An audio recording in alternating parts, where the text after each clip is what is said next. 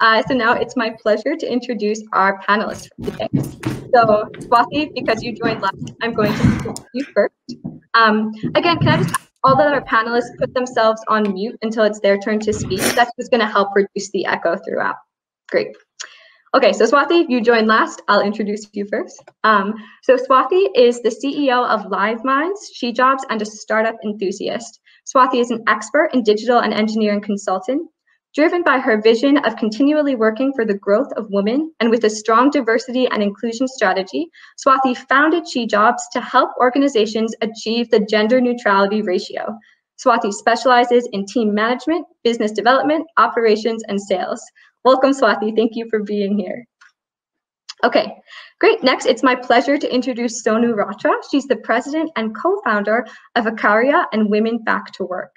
So Sonu spearheaded and founded Women Back to Work, a workforce re-entry program for women. Sonu serves on the board of directors at the Institute for Economic Empowerment of Women to support their Peace Through Business program.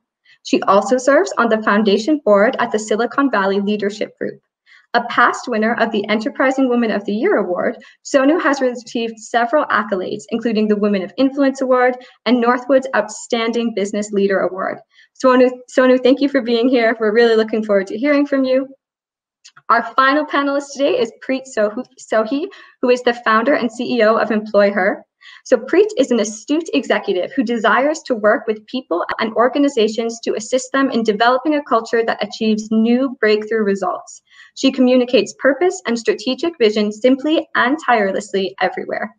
Preet specializes in seeing opportunities and aligning partnership, leadership, and management teams on incremental improvements for long-term plans to achieve success. Preet, thank you for being here. It's great to have you. Thank you, Sheila. Great.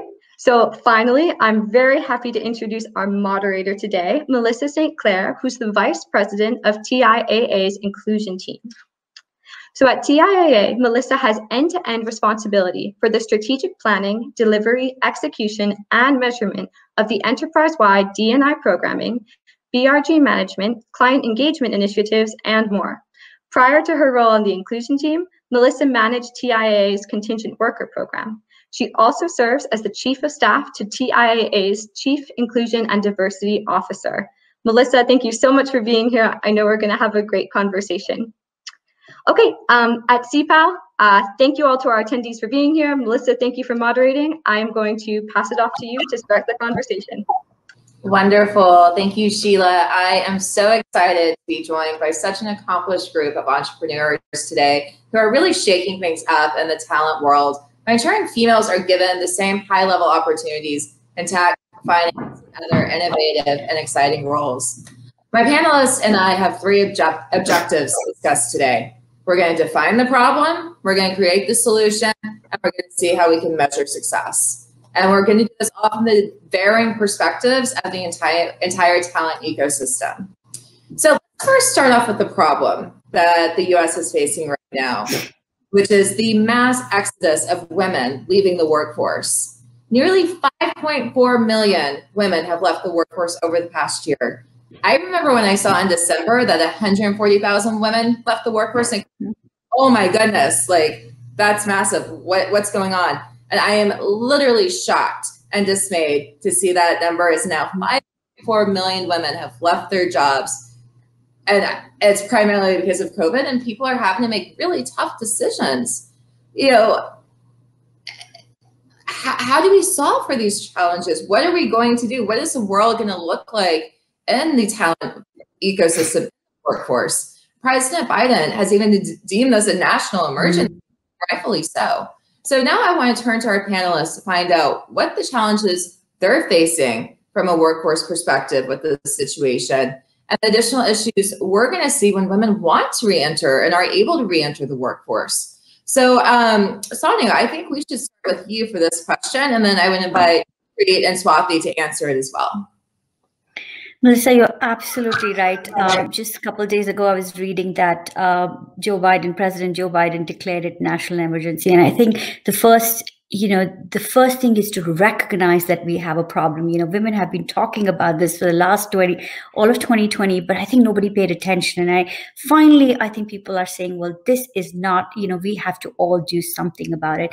And I think the problems are, very simple. I don't know if, 10 minutes ago when I was on the call, my dog barked, right? And I had to go take care of the dog. And so I just think that when you're at home, women are having to have just a huge load of responsibilities, and it's of disproportionate amount. And there is expensive childcare to look at. And traditionally, women have been the one that bear the burden. So it's very normal that women tend to take the back seat.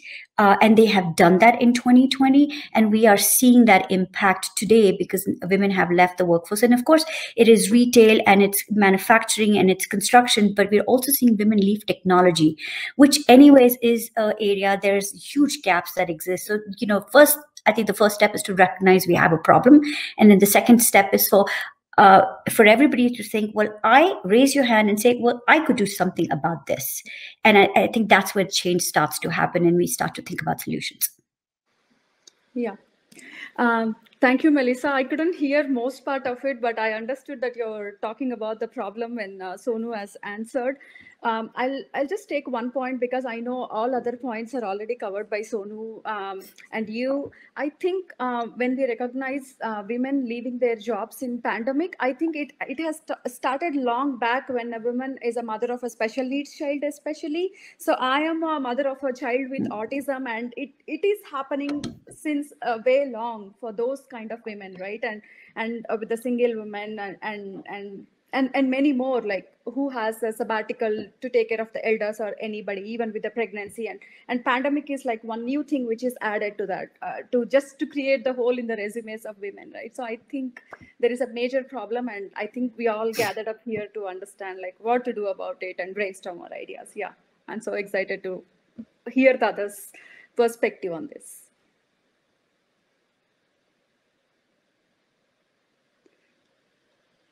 Preet, you may be on mute. Well, sorry. Thank you. I would definitely agree with Sonu and Swathi, and I think that this issue for myself personally, I've been doing a lot of research before I started Employ Her, is what is, how do you define the problem? And I think that we all know this. This is very internal. Like Sonu says, raise your hand if you've identified this. What is it that we can do? And Swathi is also in agreement to that. I think it's also perception. I think personally, how do you view your workplace? And if it's the values that we personally hold, our personal values, I think it adds a lot to how our workplace looks. It adds to the way we identify how our team looks. And overall, setting a company expectation from that perspective, I think that the problem can be resolved. But defining the problem not just happens within walking into a team and saying, okay, so there is a higher male dominancy and a decrease and decline in female. For me personally, I think identifying a problem comes from a personal point of view as much as it comes from a corporate point of view. So the issue is not a recent issue that is being identified. It's definitely hyped up now more so than ever because of the decline of women in the workforce due to the pandemic. So I think that is definitely a core issue coming from all aspects, but definitely for me, it's a personal value issue as well. Thank you, Preet. Thank you, Sonu. Thank you, Swathi. We're going to go ahead and move on to the next one. And this is going to be around creating the solution. And once we hear from our panelists, I would love to speak from an enterprise perspective and tell you what companies like TIAA and other Fortune 100 companies are doing to offset some of these challenges that we're facing because of COVID and women leaving the workforce. So let's talk, again, solutioning. How do we get women back to work? Especially when, the resumes may not have that continuity that enterprises like to see. There's always that red flag that goes up. Oh, why does this person have a gap? Why haven't they had that consistent work experience? So I would love to hear from a staffing perspective, how do you sell, these, candidate stories to enterprises that may not be as receptive about people taking a sabbatical or a hiatus? And what other solutions are you looking to create, from innovative platforms to, attracting more talent to give to your clients? So let's go ahead and start with you for this one. Thanks, Melissa. Yeah, creating. Can you guys mute? Okay, thank you. So I think that creating the solution is hand in hand with championing for your female talents. We particularly at Employ Her focus on women and gender diverse talent. So what we do in creating a solution, aside from, enhancing education or finding other opportunities to add skills or reskills or upskills our talents knowledge, but we definitely champion for them. The clients that I closely work with, they come to us because of the fact that they are looking to hire more women and gender diverse people in the workplace, and how we tend to represent our talent pool to our clients or employers is by being that champion. We are bridging the gap between how they portray a resume to how they actually portray a human. So for example, I have placed talents without resumes. I don't even sometimes send resumes to my clients because I am championing for this person. I will dictate a story. I will write a synopsis of what my candidate is all about, rather than just sending technical highlights. Oh, you sent me this job description, and so my candidate falls right into this job description. What is your end goal? Really? Is it just to get butts in seats or, placements and get a payout and then you move on? Or are you really trying to understand what the pain point this candidate is facing and you are championing for this person? I think that my clients really, really appreciate that. They love reading stories. And when you do that for your candidate, your client really sees the value in it. So the solutions that we've come up with at Employ Her, we're still in a startup phase, we're still in development, but we've designed a platform that uses a video profile that focuses on showcasing personalities, soft skills, experience, and personal branding. And that is the story that a talent can tell for themselves to the employers, to their networks, to anybody who is coming to our website to hire talent or even to connect with people. So that is something that we are working towards. But I think what's the most important thing is be a champion for these women. And like Sonu mentioned earlier, and Swathi mentioned, juggling multiple jobs, which doesn't have to be a paid job, right? Being a mother, being a daughter, being a parent, and then having a child with any sort of disability adds only so much to the issues of having a woman having to find a job. So just be that advocate.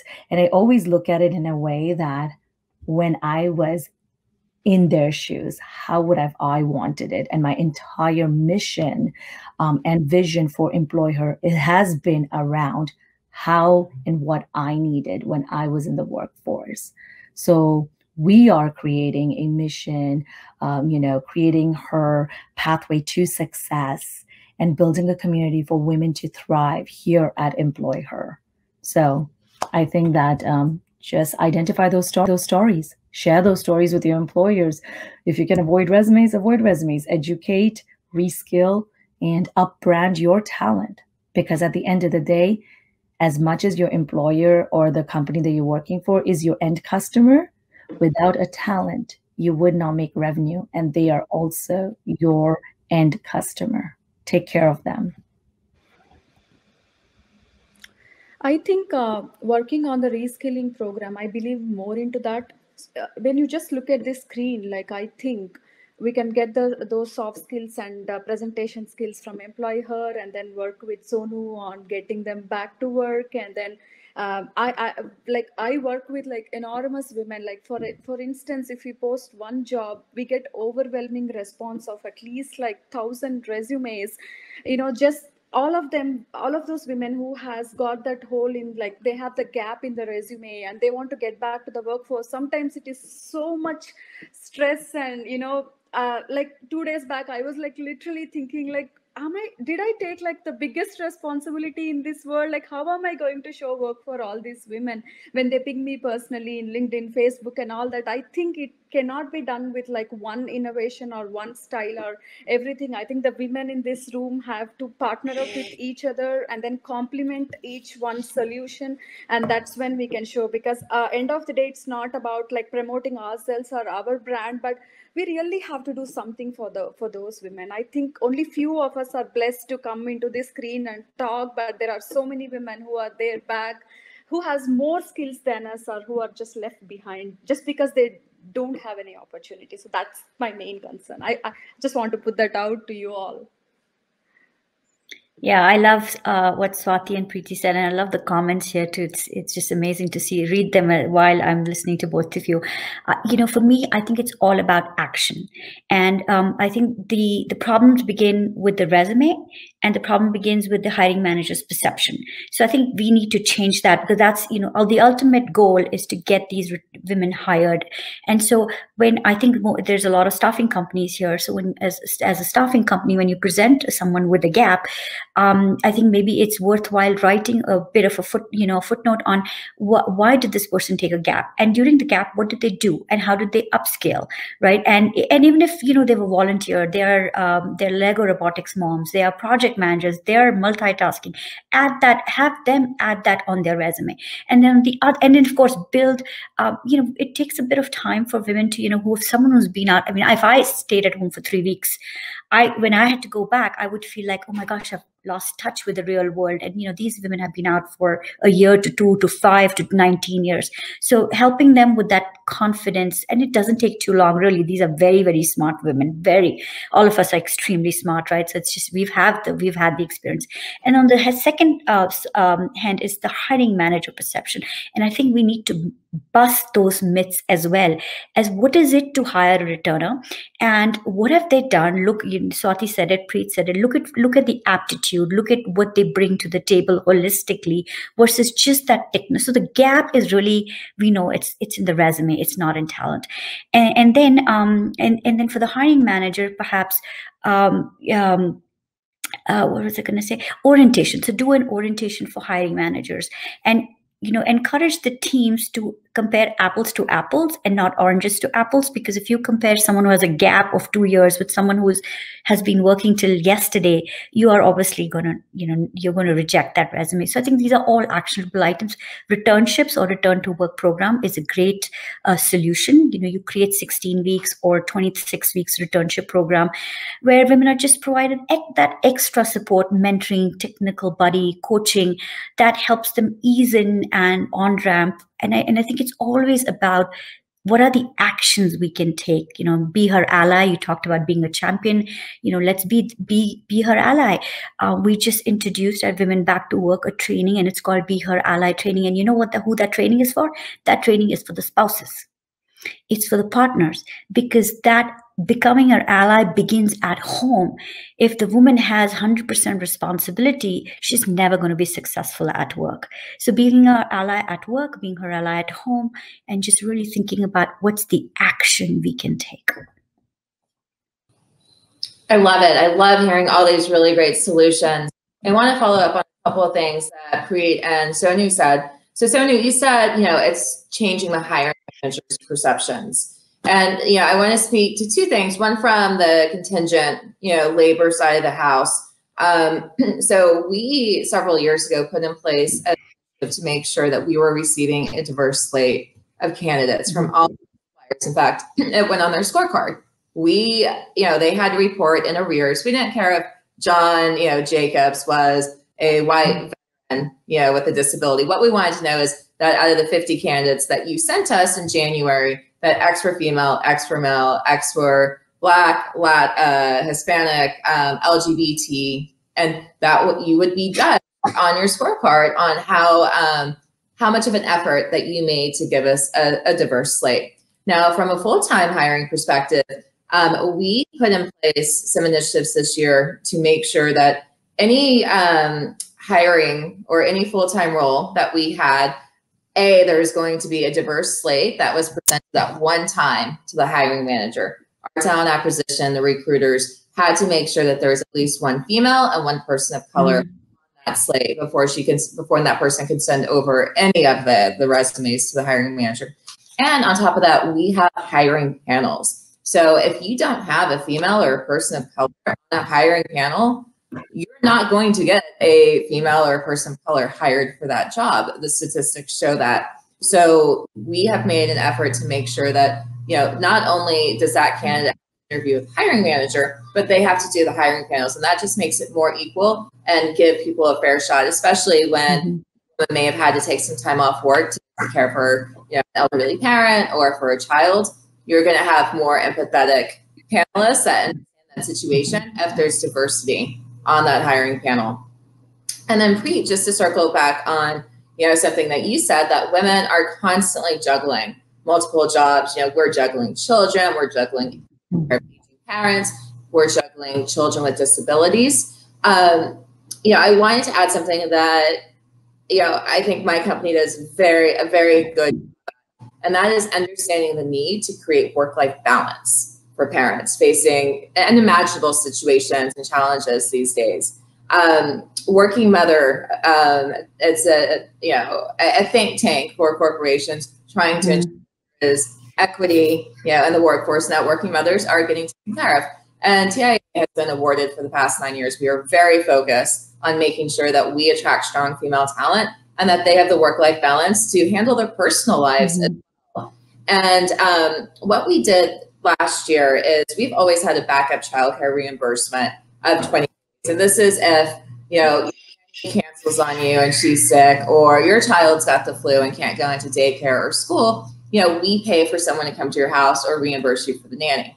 Well, once COVID hit and everyone was forced to go back home and children were not in school, parents just said, oh my goodness, what am I going to do about this? So we raised that from 20 days to 60 days. We increased the dollar amount of reimbursement to really help offset the costs that parents are facing for having to find additional childcare. And I know that has personally helped me and other working fathers and the organization. So when you have a company that says, I realize that there's a challenge here for my employees, I want to take care of them, small as just increasing a backup childcare allowance to help offset those costs is huge.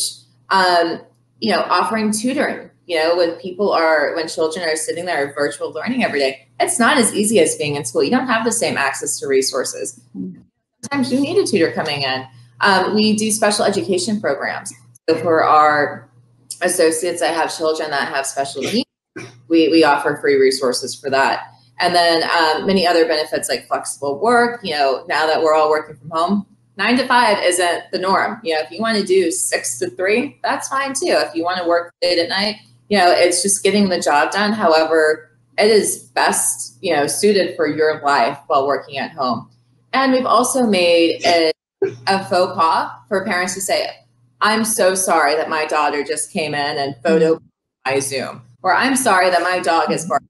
We are all living and working in a weird environment. And we are going to have distractions. That is life. This is not a closed cubicle where we, are in our own box by ourselves. No, and companies need to make it okay for parents who are working from home that if, little Johnny needs to get on his Zoom class, for them to take a step out and say, okay, I'll be back 2 seconds, and not have to apologize for it and not have to be embarrassed. This is the way of life. And companies need to create that inclusivity to make people feel that it's okay that they can have that work-life balance. And I really believe that is the enterprise's job. And, from HR, from the leadership down, to make sure that their employees have that inclusivity and don't have to hide the fact that they have children at home and they're balancing multiple priorities. So we are actually doing very well on time. There's nothing else from our panelists around creating the solution. I can talk about measuring success. Before I do measuring success, any other follow-up questions from the solution creating perspective? How do I get a job in your company? I do think that one was more wonderful thing. environment. We all dream for that. I do think that one thing that I wanted to say, and this goes probably for all of the questions that we will cover, is empathy, right? So creating solution from an empathetic. Can Sonu mute your mic, please? I think I'm hearing an echo. Oh, let me go on mute. Okay. So I think that we've spoken about all of this, but I think that the empathetic perspectives, we tend to usually not look at it that way. And referring back to my comments about championing for women, I think that clients need to really, and I want to emphasize this as much as possible, and I think in the next round of questions, I will bring a more perspective insight on this, is need to start educating your employers as well. They see so many candidates come in, and that is no excuse, but sometimes it is overwhelming, and it is our responsibility, if we are working one-on-one with this employer, build that relationship, let them know what you're really doing. So bringing empathy, and I think that is really important in your teams, but also in within your employers. And I think that we don't speak about it as much, but empathy is definitely where this all lies. And women are so empathetic in most cases that I think that is something that we need to address as well. You're absolutely right. And, there is a big opportunity for HR and talent acquisition and, staffing teams to talk to their hiring managers about, how to approach difficult situations, how to be empathetic to people facing, unique challenges during this time. And if, you're not going to have an inclusive environment where people are afraid to be themselves. And so, that just goes back to the whole diversity and inclusion, difference that Don was talking about earlier. You can get diversity in the door all day, every day. But if you're not inclusive and create a feeling of belonging, they're going to leave and you're back to square one. So. And one of the other things that I wanted to piggyback on Swathi is, Swathi says she gets 1,000 responses. That's so amazing that you get that. It is super cool. What we have been doing is, when a candidate is not a right fit for one particular role, I literally have been talking to employers to making a different role if they really like the candidate. So going back on your question is, how can we actually increase that? We know that they're hiring. How can we transition and create a solution within their team that they probably don't even know it exists? So I submitted somebody at Accenture, and they are one of our recent clients, and we submitted somebody at Accenture, and she didn't fit one of the requirements. We worked with the recruiter and found a different transition, and now she's interviewing for another role. I've done that a lot with some of my startups. I think one of the solutions is really, really understanding how you can really bridge that gap. And if we bring our passions together, and I know you said one person can't change it, but it all starts with one person, Swathi. So everybody that's here today in the panel, they are all that one person, and it only takes that one person. Right on, Preet. And we are going to go to our last topic before we move to Q&A. And this is all about measuring success. So what does this look like for the talent out there looking for jobs? What does this look like from the enterprise perspective? Swathi, why don't we start with you on this one? Is it for me? Because I couldn't hear you actually. Oh, I'm sorry. If everyone's on mute, is this better, Swathi? Ways to measure success. Okay.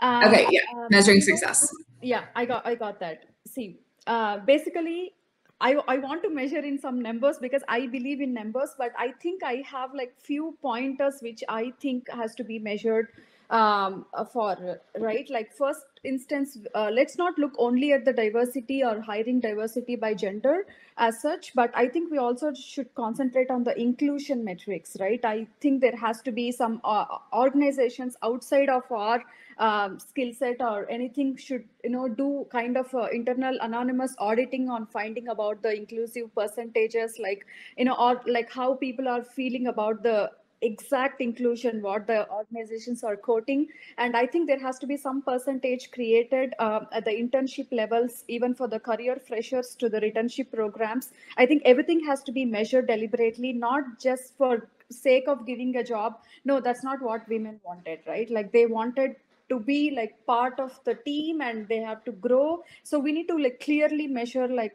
percentage of those diversified workforce whom we have covered as part of the diversity program. How many of them have gone to the middle management level? How many of them have gone to the leadership level? I think that is very important. It's not about just go to a college and hiring just bunch of freshers, like, in hundreds of numbers and saying that, we are diversified. No, that's not what we wanted. So I just want to say one last point. I always urge organization, whenever I get an opportunity, I want to put this point. Please create special quotas for women in all layers, including the transgenders and LGBTQ. So just create 5% quota for the mothers with the special needs children, create 5% quota for like transgenders, create 5% quota for women who have gap in the career. So, and create 5% quota for the domestic abusement women who are looking to get back to workforce and stand on their own feet. So I think, just creating those percentage numbers as such by every organization, I think can take us to some extent. In that case, like everybody will start working on targets. There is a number associated to your target, and right from lower level to leader CEO level, like everybody has to understand what exactly a diversity and inclusion means. And like Dawn McCarthy, she was mentioning in her last speech. So it is pretty important for a from the recruiter level, it has to be taught, like, because a recruiter is usually paid an incentive when the high skilled worker is being taken, right? That's not how it has to be seen. I think there has to be a referral programs for the diversity and inclusion. And I think this, this AMIL system where, it just takes the resumes based on the skill level and all that has to be gone. And I think they shouldn't be there. I don't support. Swathi, I want to follow up on something you said about inclusion metrics, and just give a couple examples out to our enterprise clients out there. So one way to measure your inclusion throughout your organization, TIA does an engagement survey, and we do it quarterly. And in addition to that engagement survey, we have an inclusion index where there's 7 questions that really judge how people are feeling about the organization. Are they feeling included? Do they feel that, senior leadership is driving inclusion down? Is there a manager? And each manager is delivered, managers of 5 or more people, kind of anonymous feedback and their scores on their inclusion engagement index. And from that, we have to put actionable, items and plans into place to increase any area where we are not hitting that benchmark. So, Swathi, you're absolutely right. You can get people in the door, but if they're not feeling included and they don't feel like they have a voice at the table and can be their true selves, companies really need to pay attention. And, incorporating metrics and measurements into their overall I&D strategy is so important. Another good example is the broken rung analysis, where you can see based on gender and minority breakdowns, how long it takes from one person to get that first promotion, how many months, how many years, and you can compare it to other genders and other ethnicities. And then we also take a step further to see how long it takes that person to get to their first people manager position. Because if women and people of color are not getting into people manager roles, they will never get to the C-suite. They will never get to the executive level. And so it's very important that enterprises and companies are taking a look and seeing what their workforce composition is, but also at what levels and what are the programs and initiatives in place to help them get to those levels. So let me pause right there and hand it back over to I see Sheila has joined us. Sheila, do we have 2 more minutes for? Minutes, and then let's start Q&A. So definitely wrap up this part of the conversation, and then we'll transition. Okay, so Anupreet, any closing comments about the measuring success topic? I added some points here as well, but I think the simple measure of success, as you know, as a whole, is going to be: are we going to be able to bring these numbers down? And that, to me, is going to be the metrics we should be looking out for as 2021 unfolds. You said over 5 million. Are those numbers going to start to reduce? It's almost like the vaccine we're looking for, right? Today, how do we define that? It's the numbers. It's the numbers. It's the numbers. So, but Melissa, your points were spot on, and I think we need to think about all of that, both at enterprise level as well as staffing company levels. I think enterprise and companies, do have goals and quotas like annual. They have those set. They have diversity spend, how much they've allocated to spend on diversity. The question goes back to, how are they going to measure it, and how are they going to maintain it, and having allies within those. And going back to Don's remarks earlier is, inviting me to the party and not asking me to dance changes the DEI terminology 100%. So I think that the ATS system, I agree with you, Swathi. I think that definitely needs to change. But I do think that a lot of companies have initiatives. They just don't know where to start. They have no idea where to go and find. We've been hearing we need to increase diversity. We need to increase minority hires. We need to bring in more people of color, and not just gender-wise, but disability. We've been hearing it over and over again. And that is one of the reasons why Sonu and Swathi and myself, are building companies like ours. And then there are many other women out there that are building companies like ours as well, to identify that particular problem, right? So I think that measuring success it's a bigger picture than just that, but to be able to educate, and it's an internal thing again, but it's so hard, our hands are tied how we educate the enterprise level, but we can use our voices and our platforms with the existing people that we have, that we work with. So all of our clients that we have, we can do that. And I encourage the people that are attending this event, enterprise, staffing companies, really have those conversations with your customers. If you really want to measure them, don't just be a number on a scorecard. Don't just be a number that I need to hit this revenue. Don't pressure your salespeople and recruiters to just hit numbers and make placements. Teach them how to have education. Thank you, Preet. Sheila, I know we only have a few minutes left for questions. Do you want to go ahead and take us to Q&A?